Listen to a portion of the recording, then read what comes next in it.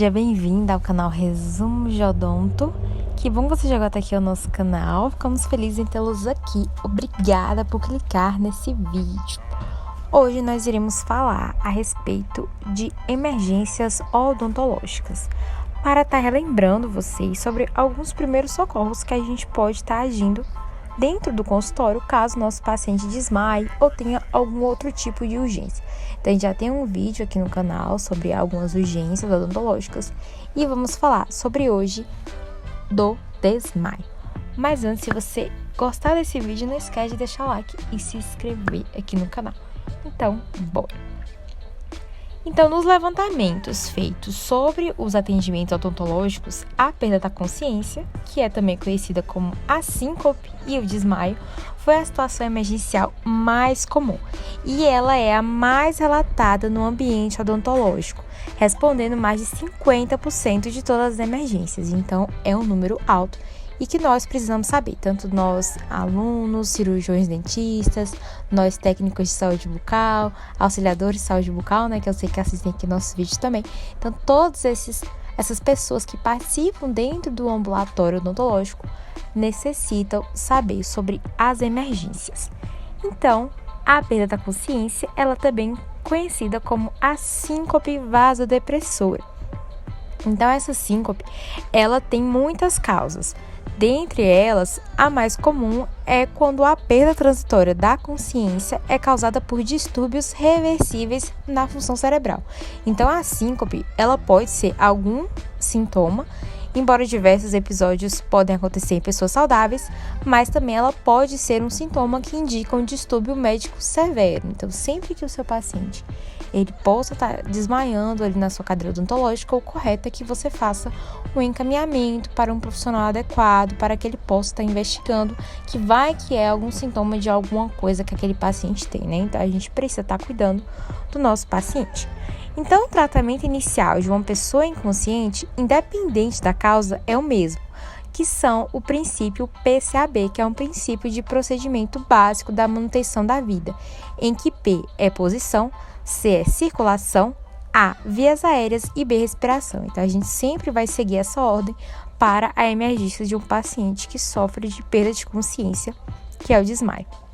Então, a síncope, ela pode estar representando algumas coisas, como, por exemplo, causas neurogênicas, dentre elas a apneia, a doença do seio carotídeo, a síncope vasovagal, síncope vasodepressora, hipotensão ortostástica, neuralgia glossofaríngea, convulsões, causas vasculares também, como doença cerebrovascular, tosse, acidente cerebrovascular, embolismo pulmonar, síndromes do arco da carótida, tá? E até mesmo endocrinopatias, dentre elas a hipoglicemia, a crise de Addison, a feocromocitoma e também o hipertiroidismo. Então, dentre algumas causas, né, a síncope ela pode estar representando algumas dessas patologias que a gente acabou de citar para vocês. Mas a síncope, ela é diferente do desmaio e é importante a gente estar sabendo essas diferenças.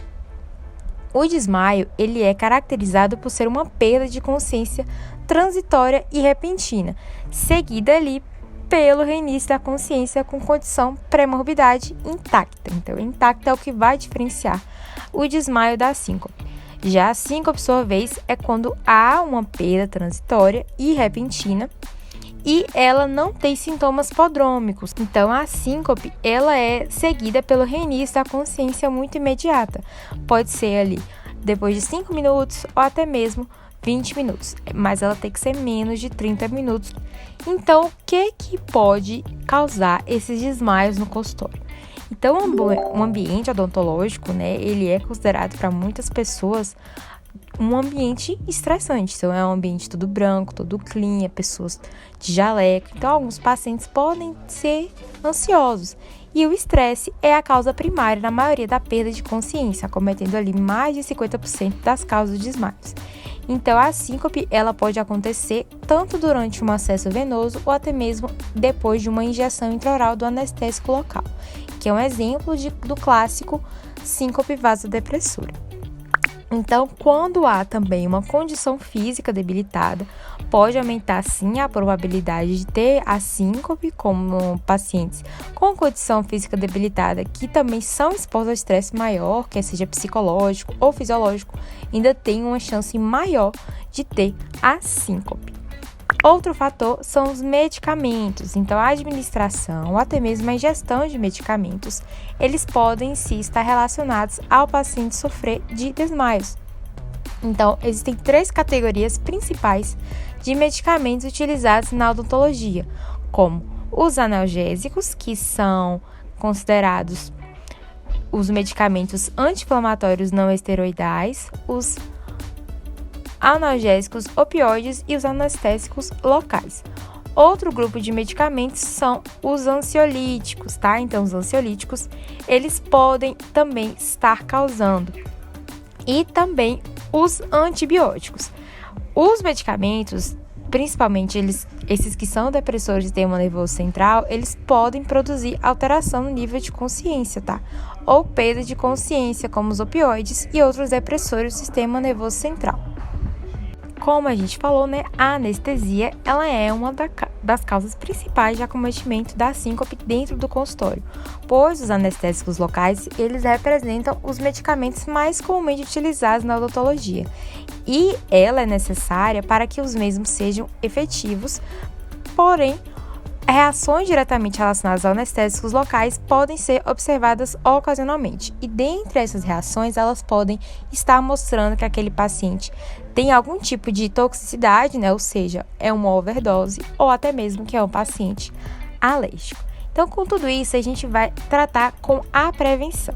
Então, a perda da consciência, ela pode ser prevenida em muitas, se não na maioria das circunstâncias, através da avaliação odontológica e médica preventiva do paciente.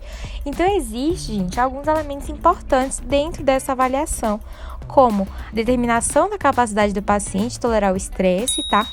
Um tratamento planejado, então, o tratamento diagnóstico, ele é a parte mais importante durante o seu trabalho, é o que você tem que fazer com maior leveza, com maior tempo, tá? E a utilização do questionário de histórica médica e exame físico do paciente é muito importante para que você possa também prever que esse tipo de coisa pode acontecer e prevenir. Manifestações clínicas pré-desmaio. Então, é um paciente que vai desmaiar e mostrar algumas orientações anteriores que você deve observar. Como, por exemplo, não responder ao estímulo sensorial, como, por exemplo, o seu paciente desmaiou. Então, o que você vai fazer? Você vai sacudir o paciente, vai falar alto para o paciente, algum tipo de dor periférica. E também é um paciente que tem uma perda de reflexos protetores, como, por exemplo, a deglutição ou tosse, acompanhada ali também da incapacidade de manter a via aérea patente. Então, por isso, você vai tirar todo aquele material que o paciente tenha que possa estar impedindo que ele tenha uma respiração com a via aérea, como, por exemplo, um isolamento absoluto, né? E também outros sinais e sintomas associados à pré-síncope, como a condição real de inconsciência. Só que é claro que isso varia dependendo da causa daquela situação, mas principalmente esses 3 sinais e sintomas principais. Então, tratamento. E agora, como é que eu vou agir? Primeiro de tudo, calma, tá? Então, isso é comum de acontecer. Você é um profissional de saúde e você precisa ter calma durante esse momento. E pode estar sujeito para mim acontecer, para você, para seus colegas de trabalho, qualquer pessoa. Então, o cirurgião dentista, primeiro de tudo, ele deve determinar se a vítima está consciente ou inconsciente e logo após fazer a interrupção do procedimento odontológico. Então, você está com o seu paciente, vamos supor, fazendo ali um isolamento absoluto, você vê que o paciente está inconsciente. Você vai interromper, nesse exato momento, o procedimento odontológico que você esteja fazendo, avaliando se há falta de resposta ao estímulo sensorial, perda de reflexos protetores e a incapacidade de manter a via aérea patente, que foi tudo aquilo que a gente explicou agora há pouco, tá? E o primeiro critério, ele deve ser rapidamente verificar o nível de consciência da vítima. Então, você vai observar se é um paciente que está inconsciente ou não. Depois disso, o segundo passo é recomendado que seja feito, né, os passos de suporte básico da vida. Então, primeiro de tudo, você vai saber se a vítima ela está consciente. Então, você vai verificar a pulsação. Então, a pulsação, ela pode ser feita por algumas áreas, né? Que a gente vai explicar mais posteriormente. Mas já falando, né? Existe a pulsação ali no pulso, que você pode estar sentindo, ou até mesmo aqui na artéria, próximo da epiglote, tá? Aqui, próximo do músculo esternocleidomastoide, você pode estar sentindo também. Terceiro passo, a dor, ela é outro estímulo que pode ser utilizado para determinar o nível de consciência da vítima. Então, você pode estar fazendo a aplicação de dor periférica, como o pinçamento da região supraescapular, que geralmente tem uma resposta motora do paciente. Como, por exemplo, o paciente que tem inalação profunda, movimento de membros, franzimento das testas ou até mesmo palavras balbuciadas, ou seja, o paciente ele relata de alguma forma que ele está consciente na região supraescapular e faz uma pressão naquele paciente para ver se ele tem alguma resposta. Quando não tem uma resposta ao estímulo doloroso, também indica uma perda de consciência. E se a vítima não responder, o cirurgião dentista ele deve instituir procedimento de suporte básico à vida. Então, pronto, o que eu vou fazer agora nesse momento? Eu vou fazer a busca por ajuda. Então, se a vítima não respondeu a estimulação periférica que você fez, você vai chamar a assistência imediatamente, através da ativação do sistema de emergência no consultório odontológico, se você tiver, ou ligando para a emergência da sua cidade, tá? O próximo passo é fazer o tratamento daquele paciente consciente. Então, você já ligou para a emergência, mas até ele não chegar, você pode estar adiantando alguns passos, tá? É claro que nosso consultório não tem a cadeira hospitalar, né? Então, vamos lá. O próximo passo é fazer com que o paciente ele tenha uma posição confortável para que assim que a perda da consciência for reconhecida, a vítima seja colocada na posição correta. Então, primeiro de tudo, você vai botar o seu paciente deitado, ali com o cérebro no mesmo nível do coração e os pés ligeiramente elevados. Só que não, tá? Essa posição de Trendelenburg, ela não deve ser feita, porque a gravidade, ela vai forçar as vísceras abdominais superiores ao diafragma, restringindo o movimento respiratório e diminuindo a efetividade da respiração, que não é o que a gente quer. A gente quer que essas vias aéreas, elas sejam liberadas.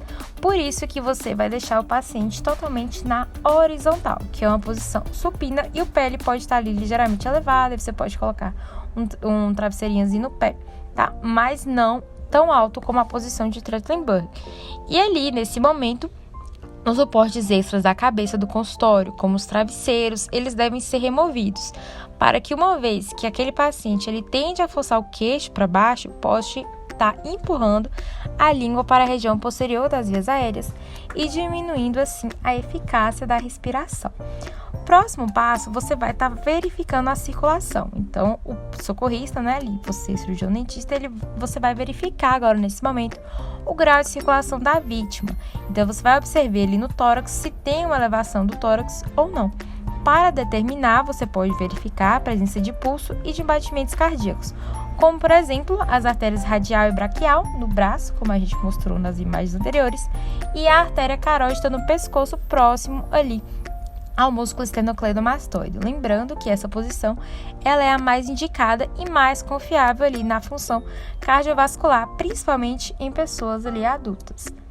Já quando você sente a pulsação dessa artéria carótida, você consegue observar se aquele paciente ele tem ali a circulação correta. Então, o socorrista ele vai colocar a mão ali que sustenta o mente na cartilagem tireoide, que é o pomo de Abdão, como a gente pode ver aqui na imagem da moça ao lado. E no lado que o socorrista estiver posicionado, os dedos eles devem deslizar no sulco entre a cartilagem tireoide e o músculo esternocleidomastoide no pescoço, como a gente consegue observar na imagem. E a artéria carótida que vai estar localizada nesse sulco. Então, o cirurgião dentista vai permitir ali entre 5 a 10 segundos para sentir o pulso antes de iniciar a compressão externa do tórax, tá? Se o pulso ele estiver ausente. Já se tratar de crianças e bebês, você vai observar no seguinte modo. Se ela for uma criança de 1 ano, até mais ou menos ali o início da puberdade, o socorrista vai utilizar a artéria carótida para avaliar o pulso, tá? Já que o bebê, a artéria braquial na região superior do braço ou até a artéria femoral são recomendadas. Se você observar um pulso palpável em crianças e bebês até 10 segundos, você vê que o paciente ele tem uma circulação correta. Se passar entre esses 10 segundos, você pode começar a iniciar as compressões torácicas nesse momento, até você aguardar a emergência chegar. Próximo passo, observou que tem consciência, observou que tem circulação, agora a gente vai ver e liberar as vias aéreas. Em quase todos os casos de perda de consciência, existe algum grau de obstrução das vias aéreas. Então, depois de você posicionar a vítima ali totalmente deitado, tá? A próxima etapa deve ser verificar aquela via aérea. E a abertura das vias aéreas, ela é uma restauração de respiração básica e importante ao suporte básico da vida. Então, como é que você vai fazer? Vai ter a técnica de inclinação da cabeça e elevação do mento, como a gente pode ver na imagem. Então, esse procedimento, ele é muito importante, tá? Que você possa estar fazendo para que aquele paciente, ele possa estar liberando a via aérea que tiver obstruída.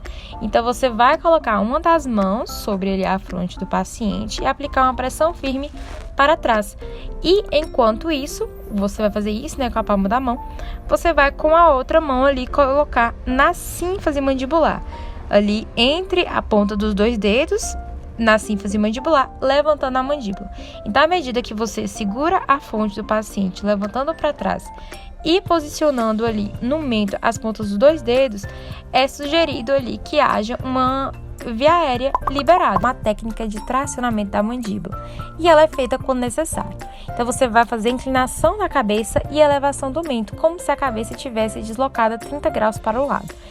E, nesse momento, na maioria dos casos, o deslocamento adicional da mandíbula para frente, ela faz com que haja, com sucesso, a remoção da obstrução, e os dedos, né, da pessoa que estiver socorrendo, ele deve ser colocado ali atrás da borda posterior do ramo da mandíbula e posicionar a mandíbula para frente de forma a deslocar quando você vai fazer essa fronte, né, que é a cabeça, levantando para trás.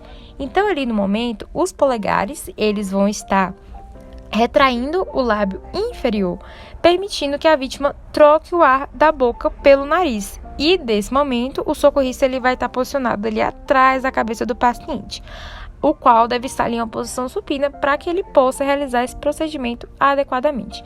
E os cotovelos, eles sempre devem repousar na superfície onde a vítima está deitada, tá? Posicionando e tracionando a mandíbula para trás. Então, você vai colocar o dedo atrás da borda posterior do ramo e posicionar a mandíbula para frente, deslocando enquanto levanta a cabeça para trás. Então, existem duas partes, tá? Existe primeiro a técnica de inclinação da cabeça e elevação do mento, ou a técnica de tracionamento da mandíbula. Só que essa técnica, ela só é feita quando necessário, porque geralmente, ali quando há a técnica ali da inclinação da cabeça do mento, consegue se desobstruir, certo? Mas só para estar lembrando vocês que existem outras possibilidades. Depois, a próxima etapa é acessar a patência das vias aéreas e respiração. Nesse momento, você vai observar se o tórax do paciente está expandindo, como você agora está respirando. Então, você para e sente você respirando. Então, você inspira e inspira. E isso é um movimento natural que nós temos. Se não, você vai começar a realizar os movimentos de reanimação daquele paciente, que pode ser através de dois modelos. Nesse momento, a via aérea ela vai ser mantida pela inclinação da cabeça e elevação do mento. E se não, a equipe odontológica vai proceder com um tratamento adicional para a desobstrução da via aérea. E você pode estar utilizando o uso de oxigênio com monitoramento dos sinais vitais. Então, você vai estar monitorando a pressão sanguínea, a frequência cardíaca e a frequência respiratória também. Então, a frequência cardíaca, você mede o seu pulso ali, seus dois dedos, o indicador e o dedo do meio, na artéria braquial do paciente, e você vai contar quantas vezes aquele paciente está com batimentos durante 1 minuto. E também a frequência respiratória do mesmo jeito. Você vai ver se o paciente está respirando, quantas vezes ele está levando e abaixando o tórax.